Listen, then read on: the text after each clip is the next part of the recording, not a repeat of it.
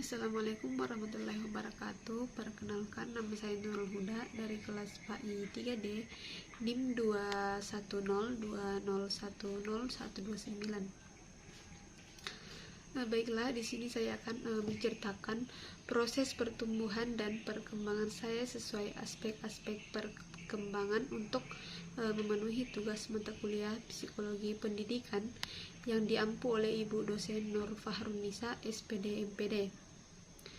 Selanjutnya, terlebih dahulu saya akan menjelaskan apa itu pertumbuhan dan perkembangan. Pertumbuhan atau growth merupakan perubahan progresif ke arah kematangan atau kedewasaan yang lebih bersifat kuantitatif. Pertumbuhan berarti tahapan peningkatan sesuatu dalam aspek jumlah, ukuran, dan arti pentingnya, sedangkan perkembangan adalah perubahan progresif ke arah kematangan atau kedewasaan yang lebih bersifat kualitatif.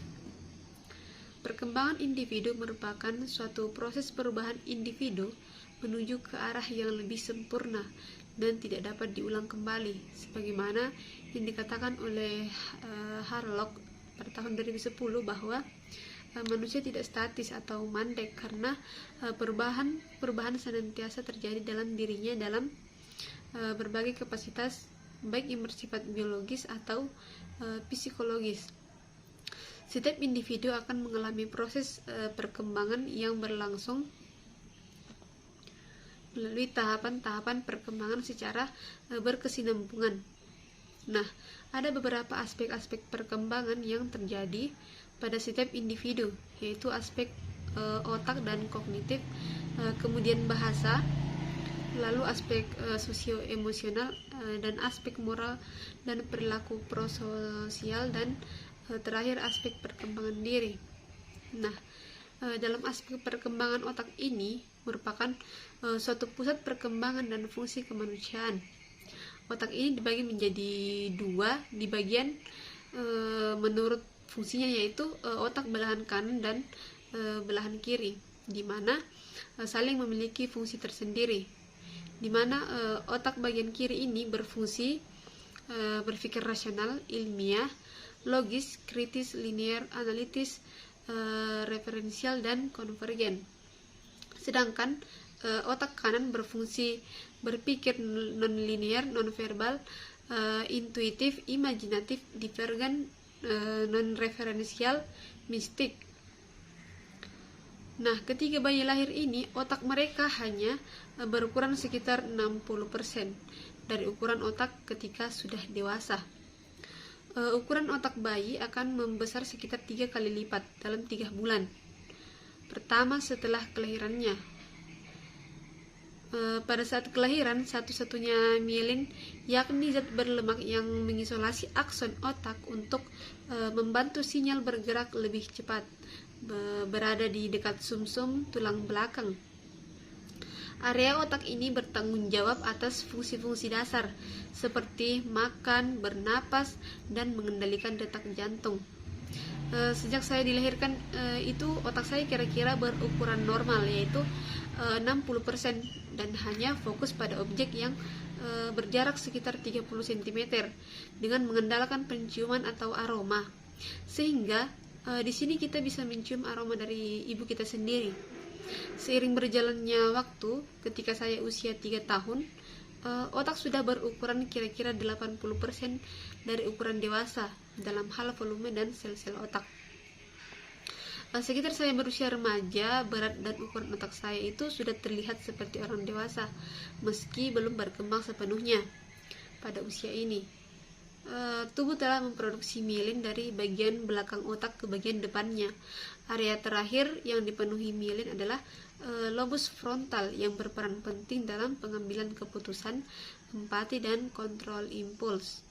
Nah, kemudian mengenai aspek perkembangan kognitif oleh Lev Vygotsky pada tahun 1896 sampai tahun 1934, yaitu seorang psikolog Rusia mengatakan bahwa anak aktif dalam menyusun pengetahuan mereka.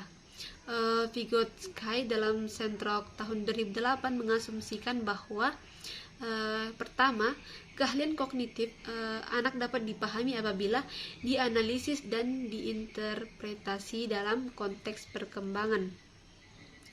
Kemudian kedua, kemampuan kognitif dimediasi dengan kata, bahasa, dan bentuk diskursus yang berfungsi sebagai alat psikologis untuk membantu dan mentransformasi aktivitas mental. Kemudian ketiga, kemampuan kognitif ini berasal dari relasi sosial dan dipengaruhi oleh latar belakang sosio-kultural. Vygotsky dalam Gage and Berliner pada tahun 1998 itu mencatat bahwa anak-anak mulai belajar dari orang-orang di sekitar mereka. Dunia sosial yang merupakan sumber dari semua konsep, ide-ide, fakta, keterampilan, dan sikap. Vygotsky menambahkan bahwa dunia sosial budaya seseorang akan menentukan rangsangan yang muncul. Nah, ketika saya umur 0-3 bulan, kira-kira aspek perkembangan kognitif yang saya alami yaitu memperhatikan benda bergerak, termasuk wajah ibu, kemudian bisa membedakan rasa manis, asin, pahit, dan asam. Kemudian mampu mendeteksi perbedaan volume dan nada, lalu menanggapi lingkungan di sekitar saya dengan ekspresi wajah. Kemudian menunjukkan perilaku antisipatif, yaitu mencari dan mengisap puting payudara atau botol susu. Lalu saat saya usia sekitar 3-6 bulan, kira-kira itu saya sudah mampu memahami sebab dan akibat. Contohnya mengguncangkan mainan untuk menghasilkan suara dan sebagainya. Kemudian bisa memasukkan benda ke dalam mulut untuk mengeksplorasi lebih lanjut. Kemudian itu saya juga bisa mulai meraih benda-benda yang ada di dekat saya, dan mudah bosan jika dibiarkan sendirian dalam waktu yang cukup lama. Juga mengulangi tindakan menarik yang dilakukan tanpa sengaja. Juga menikmati permainan seperti cilubak, tepuk tangan, mengambil benda, atau menyobek kertas. Lalu pada usia remaja sekitar umur 11-18 tahun itu, aspek kognitif ini terjadi pada saya, di mana tanda-tandanya itu seperti pemikiran kompleks untuk fokus pada konsep yang tidak mementingkan diri sendiri, serta saya sudah mampu dalam pengambilan keputusan pribadi, telah meningkatkan pemikiran tentang konsep yang lebih global seperti keadilan, sejarah, politik, dan patriotisme. Seiring mengembangkan pandangan idealis tentang topik atau masalah tertentu dapat memperdebatkan dan mengembangkan intoleransi terhadap pandangan yang berlawanan. Mulai fokus berpikir untuk membuat keputusan karir, kemudian memusatkan pikiran pada peran yang muncul dalam masyarakat dewasa. Selanjutnya, aspek perkembangan bahasa. Nah, sejak lahir, bayi sudah belajar mengamati dan mengikuti gerak tubuh serta ekspresi wajah orang yang dilihatnya dari jarak tertentu. Meskipun masih bayi, seorang anak akan mampu memahami dan merasakan adanya komunikasi dua arah dengan memberi respon lewat gerak tubuh dan suara. Nah, sekitar 0-6 bulan, pasti semua bayi termasuk saya, yaitu ketika bayi mengandalkan tangisan sebagai pengganti bahasa untuk berkomunikasi dengan sang ibu atau orang yang terdekatnya, untuk menandakan seperti saya lapar, saya haus, dan sebagainya. Kemudian minggu pertama itu bayi itu sudah mulai terlibat dengan percakapan, dan pada minggu ke-6 ia akan mengenali suara ibunya, dan pada usia 8 minggu itu kira-kira sudah mulai mampu memberikan respon terhadap suara yang dikenalinya. Selanjutnya, pada saat anak umur antara 1 dan 2 tahun itu, kosakata balita itu tumbuh dengan sangat cepat, biasanya meningkat beberapa ribu %. Tahap perkembangan bahasa dalam Gage N. Berliner pada tahun 1998 itu dapat dijelaskan. Yang pertama yaitu tahap satu kata. Nah, bahasa dalam bentuk ucapan kata tunggal biasanya dimulai setelah tahun pertama kehidupan sekitar usia 15 bulan. Anak itu menguasai kosakata 50 kata dengan jelas. Sebagian besar kosakata ini berkaitan dengan objek seperti susu, kue, baju seperti mobil, dan tindakan verbal seperti ambil, dorong, gambar. Selanjutnya itu tahap 2 kata. Nah, pada usia setahun itu seorang anak akan mampu mengucapkan 2 atau 3 patah kata yang mempunyai makna.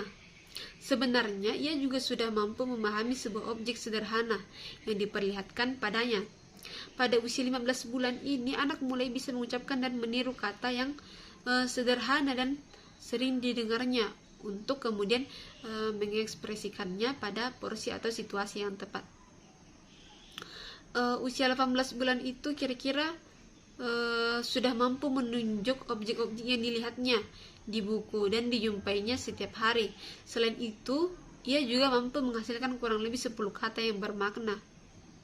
Tahap lebih dari 2 kata. Bila lebih dari 2 kata terbentuk, tahap baru perkembangan linguistik dimulai, ditandai dengan pengenalan imbuhan awalan atau akhiran. Antara sekitar 2 dan 5 tahun itu, anak-anak sering menampilkan penggunaan bahasa yang sangat kreatif. Lalu, penggunaan bahasa pada umur remaja itu sudah sangat luas, karena sudah mengenal berbagai lingkungan, contohnya seperti bahasa-bahasa zaman sekarang ini. Nah, selanjutnya aspek perkembangan sosioemosional. Perkembangan sosioemosional anak merupakan perkembangan yang menceritakan perkembangan sosial dan emosi anak. Nah, ada beberapa contoh aspek sosioemosional yang saya alami, yaitu pada usia 0 sampai 3 bulan kira-kira, yaitu menangis untuk memenuhi kebutuhan, sesekali menenangkan diri dengan menghisap tangan atau jari, mulai tersenyum dan melihat langsung ke arah orang di dekatnya. Kemudian pada usia 4 bulan itu kira-kira sudah bisa menangis dengan berbagai cara untuk menunjukkan rasa lapar, sakit atau lelah, tersenyum sebagai tanggapan atas senyuman orang tua atau orang-orang di terdekatnya. Kemudian memainkan mainan dengan mengguncang-guncangkannya. Lalu pada usia 6 bulan itu lebih sadar orang mana yang sudah dikenal atau akrab dan mana yang asing, dapat menanggapi emosi orang lain dengan menangis, tersenyum, atau tertawa, menikmati melihat diri mereka sendiri di cermin. Kemudian pada usia 9 bulan mulai menunjukkan kecemasan terhadap orang asing, mungkin menangis juga jika tidak ada wajah yang dikenali.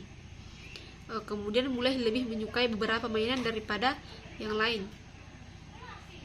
Kemudian pada usia 12 bulan mainan-mainan terfavorit itu sudah dapat dikenal, lebih interaktif seperti menyerahkan mainan atau buku, atau membuat suara-suara tertentu untuk mendapatkan perhatian dari orang tua atau orang-orang di terdekatnya. Terus dapat menikmati permainan interaktif sederhana seperti ciluk baitu.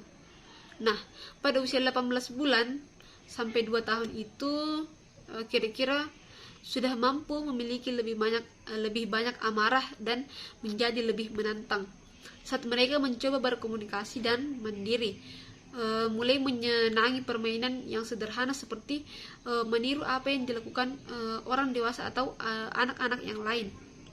Kemudian itu pada usia 3-4 tahun itu mulai menunjukkan dan mengungkapkan emosi yang lebih luas.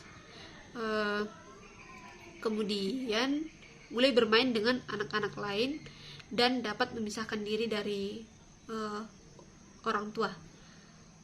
Kemudian masih suka mengamuk karena perubahan rutinitas atau tidak mendapatkan apa yang diinginkan. Nah, ini sering terjadi pada diri saya. Kemudian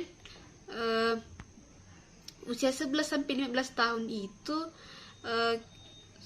mulai berpikir lebih logis, lebih introspektif dan murung serta membutuhkan privacy. Kemudian menghargai opini teman dan orang lain. Kemudian dapat menguji ide-ide baru, gaya pakaian, dan tingkah laku sambil mencari tahu di mana, bagaimana menyesuaikannya. Nah, pada usia 16 sampai 18 tahun itu berusaha untuk mandiri dan mungkin mulai menjauhkan diri secara emosional dari orang tua.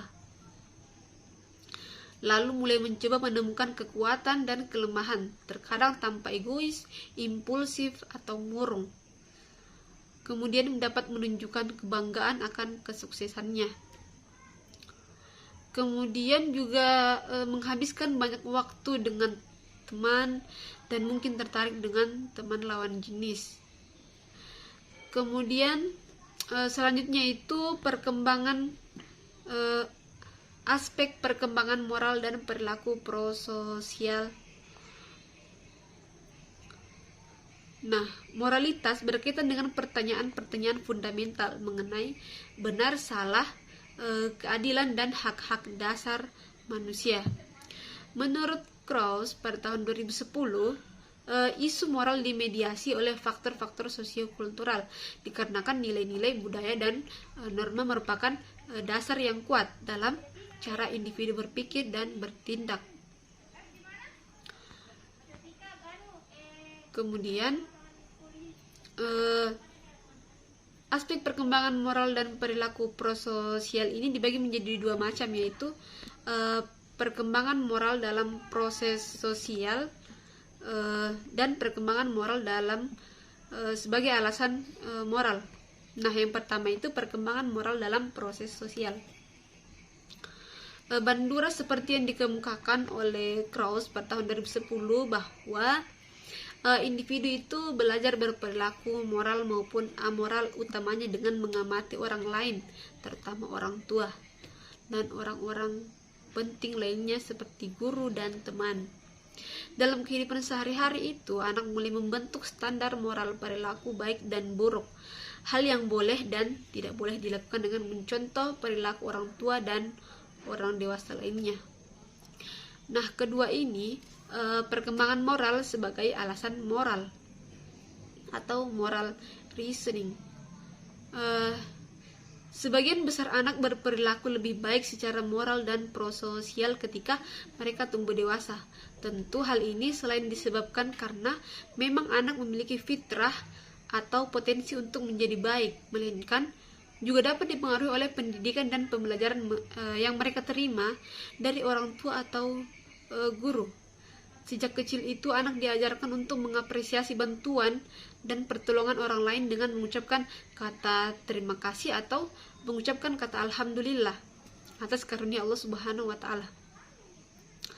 Anak diberi contoh dan dibiasakan untuk meminta maaf bila ia melakukan kesalahan, mengganggu atau menyakiti orang lain. Merasakan emosi positif seperti rasa syukur dan terima kasih, serta emosi negatif seperti rasa bersalah dan malu merupakan dasar dalam perkembangan perilaku moral. Sementara rasa simpati dan empati itu atau peduli dan merasakan seperti apa yang dirasakan oleh orang lain merupakan dasar dalam perkembangan perilaku prososial anak. Nah, dalam pendidikan di rumah itu maupun di sekolah, orang tua dan guru perlu memupuk dasar-dasar perkembangan moral dan prososial anak sehingga mereka tumbuh menjadi remaja atau orang dewasa yang memiliki perilaku moral dan prososial yang baik. Karena pengaruh lingkungan atau pengaruh orang tua sendiri atau orang-orang di terdekatnya itu sangat berpengaruh bagi perkembangan prososial anak. Nah, selanjutnya itu yang terakhir, selanjutnya aspek perkembangan diri. tiga dimensi dari pengembangan diri yang perlu kita amati, yaitu yang pertama, konsep diri atau self concept, yaitu merujuk kepada kumpulan pengetahuan, gagasan, sikap, dan kepercayaan yang dimiliki tentang diri sendiri, terbentuk dari interaksi dengan lingkungan dan orang-orang di lingkungan itu sendiri. Self concept ini terutama dipengaruhi oleh feedback dan evaluasi dari orang-orang yang penting bagi individu, misalnya guru, teman, dan orang tua. Konsep diri atau bagaimana individu ini memandang dirinya, positif atau negatif, selain dipengaruhi oleh faktor internal seperti pengalaman keberhasilan, juga banyak dipengaruhi oleh sikap dan perlakuan orang lain, terutama orang tua dan guru terhadapnya. Contohnya, bila orang tua memandang bahwa anaknya adalah orang yang berarti, menyenangkan, berguna, maka anak akan begitu pula dalam memandang dirinya. Namun, jika sebaliknya orang tua ini tidak menganggap keberadaan anaknya, tidak merasa bahwa ia berarti, maka anak ini juga akan cenderung memandang dirinya secara negatif. Nah, anak yang memiliki konsep diri negatif akan sulit untuk menyadari kekuatan atau kelebihan yang dimilikinya dan akan selalu merasakan kekurangan dalam dirinya. Tentu saja dalam perkembangan pribadi anak ini, hal ini akan menyulitkan anak untuk berkembang sebagai pribadi yang normal dan bisa menghambat dalam proses belajarnya. Konsep diri ini bisa dibedakan atas konsep diri umum, fisik, sosial, atau konsep diri akademik. Dalam proses pembelajaran, guru dapat membantu mengembangkan konsep diri siswa melalui pemberian umpan balik positif terhadap perilaku dan proses belajar setiap siswa di kelasnya. Yang kedua itu harga diri atau self esteem, di mana konsep yang berdekatan, sehingga banyak peneliti menggunakan kedua istilah ini secara bergantian, sehingga bisa mengakibatkan kebingungan. Secara teoritis, self-esteem ini ada dua cara yang berbeda dalam mengevaluasi diri. Lebih jauh, Krauss menjelaskan hal ini dengan membandingkan keduanya. Dalam evaluasi self-concept, seseorang ini membuat penilaian deskriptif dan kognitif atau sudah dipikirkan secara mendalam mengenai kompetensinya dalam domain yang spesifik di dalam kehidupannya. Contohnya itu, saya pandai menulis cerita, sementara self-esteem ini adalah penilaian bersifat evaluasi atau efektif, atau yang berkaitan dengan mood, perasaan, atau sikap mengenai area kehidupan tersebut. Contohnya, saya merasa senang ketika menulis cerita. Beberapa peneliti yang menggunakan istilah self-esteem ini mengusulkan bahwa sebagai harga diri dan opini tentang diri sendiri yang levelnya lebih general, seperti self-concept, self-esteem pada diri anak juga dipengaruhi oleh pengalaman keberhasilannya, seperti berhasil mengerjakan tugas paper, berhasil menyusun barang-barang, berhasil memperoleh nilai ujian yang bagus. Juga mengaruhi penghargaan orang lain, khususnya guru dan orang tua. Anak yang memiliki harga diri yang tinggi akan lebih mudah dalam mencapai keberhasilan selanjutnya. Kemudian selanjutnya ketiga, keyakinan diri atau self efficacy, di mana dimensi yang ketiga ini berkaitan dengan bagaimana kepercayaan individu mengenai kemampuan mereka untuk sukses dalam melakukan suatu pekerjaan.